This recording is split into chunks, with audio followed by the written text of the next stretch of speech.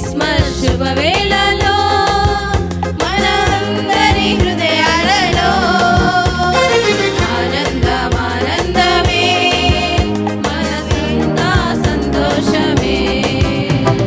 స్తుతించి ఆరాధిద్దాం, ఆ ప్రభుని కనపరచి కీర్తించుదాం.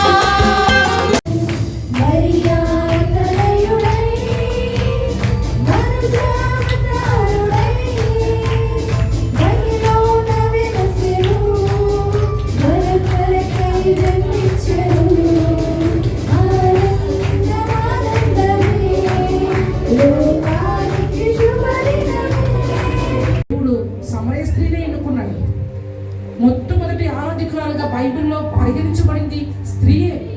ఇశ్రాయేలు జనాంగము 40 సంవత్సరాల తర్వాత ఆ బానిసత్వం నుంచి విడిపించిన తర్వాత మిరియాము తంబురుతోను కంజెలతోను ఆమె నాట్యం చేస్తూ ఆరాధన చేసినటువంటి బైబిల్ వాక్యాలు చాలా ఉన్నాయి.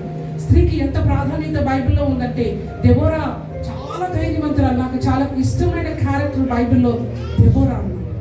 ఆమె ఎప్పుడు భయపడేది కాదు, ఈ లోకంలో జరిగే పరిస్థితులను బట్టి భయపడేది కాదు, శ్రమల గురించి భయపడేది కాదు.